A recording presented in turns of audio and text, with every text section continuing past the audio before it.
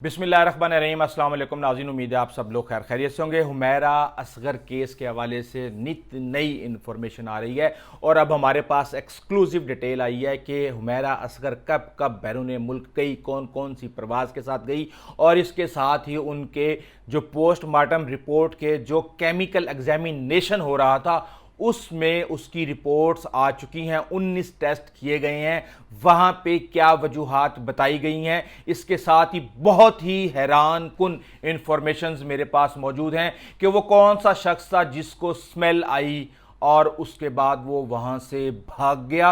वो उसके अकाउंट से कितने पैसे निकले, ज्वेलरी का क्या स्टेटस था, 2 शनाख्ती कार्ड की क्या खेल था, उसके घर वालों ने कैसे पांसा पलट लिया और पुलिस क्या कह रही है, और साथ में मोबाइल डाटा दहशतगर्द यानी सीटीडी को दे दिया। तो क्या जो हुमैरा असगर थी उसका कोई दहशतगर्दों से कोई ताल्लुक था, इस सब पे बात करेंगे। लेकिन सबसे पहले मैं आपको बता दूं कि वहां पे एक चौकीदार मौजूद था। वो चौकीदार जो वहां पे मौजूद था वो जानता था, हुमैरा असगर से बातचीत भी करता था और पता ये चला कि वो वहाँ पे स्मेल उसको वहाँ पे स्मेल आई और वो कहता है कि जी हाँ जी मुझे वहाँ पे स्मेल आई, और उसके बाद फिर वो नौकरी छोड़ के वहाँ से भाग गया। इस वक्त वो पुलिस की हिरासत में है। उससे पूछा गया कि भाई तुम क्यों गए, तो उसने कहा जी मुझे अच्छी नौकरी मिल गई थी, मैं इसलिए चला गया।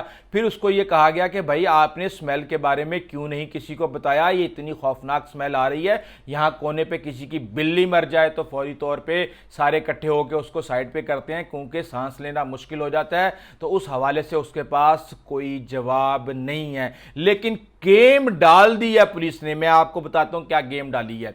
अब बैंक अकाउंट में कहा जा रहा है कि जी 3.5 लाख रुपया मौजूद था। इसका मतलब यह है कि वो किराया तो दे सकती थी, लेकिन बात यह है कि मालिक मकान के साथ उनके कई मामलात के ऊपर मसाइल थे और वो उन्होंने ये कह दिया था कि मैं ये खाली कर दूंगी। और ये मामलात जो हैं उसके बाद ही हमें देख रहे हैं कि 2024 से उन्होंने वो वैसे ही कहा जा रहा है कि 8 से 9 माह के अंदर हो गई है उनकी लाश पुरानी। तो अब ये चीज़ हमारे सामने नहीं आई कि उन्होंने 2024 जो अक्टूबर है उससे पहले कितने महीनों तक पैसे नहीं दिए थे। लेकिन उनके घर में ना तो कोई ज्वेलरी मिली ना ही कोई कैश मिला।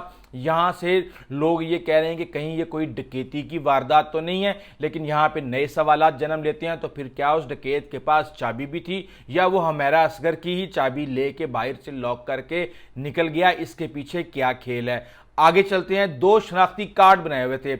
आमतौर पे जो सेलिब्रिटीज़ हैं वो ये काम करती हैं कि हाथी के दांत दिखाने के कुछ और खाने के कुछ।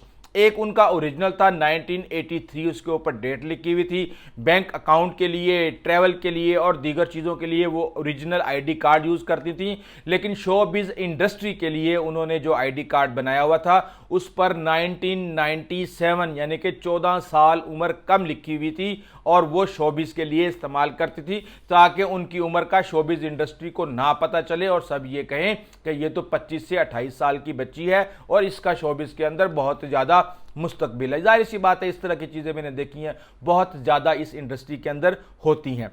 घर वालों ने जो है वो पांसा पलटा है और वो वालिदैन आ गए हैं। जाहिर सी बात है, एक बात बताऊं, वालिदैन के ऊपर शक करना बहुत मुश्किल होता है, जिन्होंने सारी ज़िंदगी अपने बच्चों के ऊपर अपनी ज़िंदगी का सब कुछ लगा दिया होता है। उनका जो गुस्सा होता है वो सिर्फ़ और सिर्फ उनकी फलाह के लिए होता है, उनकी बेहतरी के लिए होता है। बहरहाल वो एक इंसान की कैफियत होती है, कभी वीक कैफियत होती है, कभी स्ट्रॉन्ग कैफियत होती है। जब इंसान गुस्से में पागल हो जाता है तो यकीनी तौर पे वो एक वीक कंडीशन में होता है और फिर वो हमेशा गलत फैसले करता है। बहरहाल अब वो ये कह रहे हैं कि कोई फाइनेंशियल इश्यूज नहीं थे हुमैरा को और उसको इंसाफ मिलना चाहिए, उसका कत्ल किया गया है, वो हमें बहुत ज़्यादा लाडली थी, अपनी माँ के साथ राब्ता था और इस तरह की सारी बातें उन्होंने की हैं। और इसके साथ ही हम ये देख रहे हैं कि मोबाइल डाटा जो है वो सीटीडी को दे दिया गया है कि जनाब इससे पता चलाएं कि ये नंबर्स वगैरह का क्या मामला है, क्योंकि सारी की सारी डिटेल और कुछ ऐप्स के बारे में ये कहा जा रहा है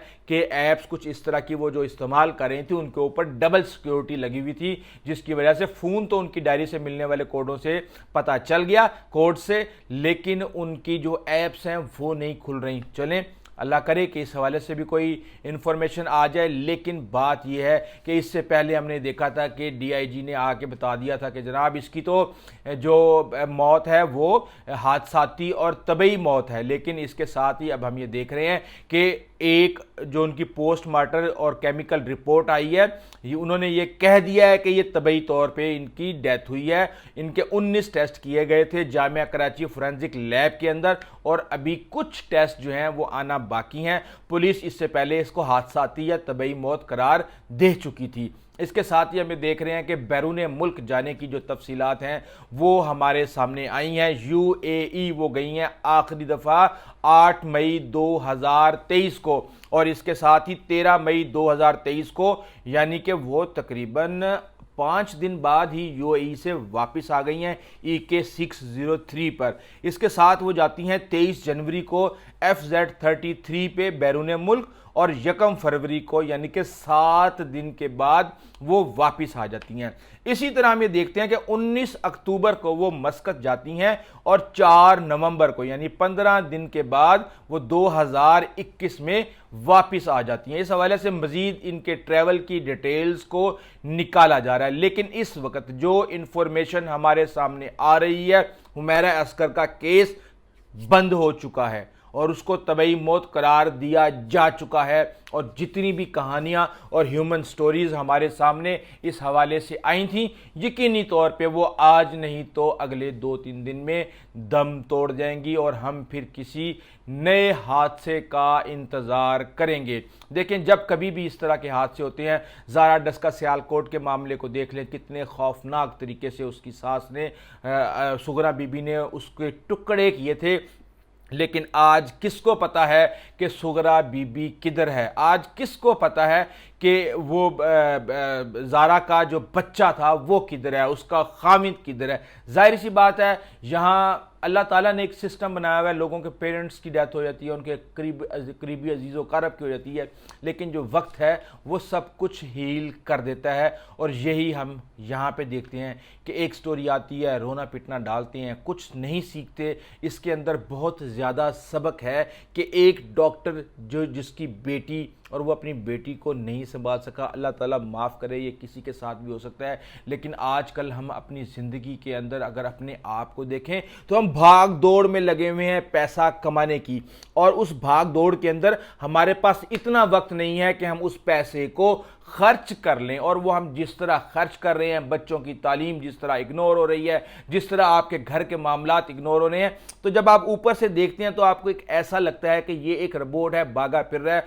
और उसके बाद उस गुलामी के बदले में जो पैसा आ रहा है वो किस तरह खर्च हो रहा है, वो भी बर्बाद हो रहा है। इंसान भी बर्बाद हो रहा है, पैसा भी बर्बाद हो रहा है, घर भी बर्बाद हो रहा है। हमारी social values day by day ख़त्म हो रही हैं। अगर चंद लम्हात हमें कहीं पे मिल जाएं तो हम फौरी तौर पे फ़ोन खोल के बैठ जाते हैं। देखें, वक्त बदल रहा है। इससे पहले की जनरेशन्स डिफरेंट थी, हमारी जनरेशन डिफरेंट है। अब हमारी आने वाली जो जनरेशन होगी, वो जो कि डिजिटल बच्चे हैं, वो किस तरफ जाएंगे, ये हमारे लिए एक बहुत बड़ा चैलेंज है। और दूसरी तरफ जो क्लाइमेट चेंज और इस तरह दुनिया बड़ी तेज़ी के साथ बदल रही है और खौफनाक सिनेरियो पैदा हो रहा है, ये भी एक बहुत बड़ा ह्यूमन चैलेंज है। तो कहने का मकसद ये है कि जब भी कोई भी वाक़या होता है वो बाद में यकीनी तौर पे भुला दिया जाता है, लेकिन हमने उस वाक़े से सबक क्या लिया? जो जिंदा हैं वो जान ले कि बेशक शोबिस इंडस्ट्री की जो बहुत ज़्यादा चमक है, जो आंखों में अंधा कर देती है बेसिकली लोगों को, अगर वो आप रास्ता इख्तियार करते हैं अपने घर वालों की मर्ज़ी के बगैर, उनसे रिश्ते तोड़ के, तो आपके 7 लाख फॉलोअर्स तो हो सकते हैं, लेकिन उनमें से एक भी ये बॉदर नहीं करेगा कि आप इतने अरसे से पोस्ट नहीं डाल रही, आप जिंदा भी हैं या नहीं हैं। उनके सामने मज़ीद जो पोस्ट आएंगी वो उस तरफ चल पड़ेंगे। ये आज की हकीकत है। अभी तक के लिए इतना ही, आइंदा तक इजाज़त दीजिए। अल्लाह हाफ़िज़।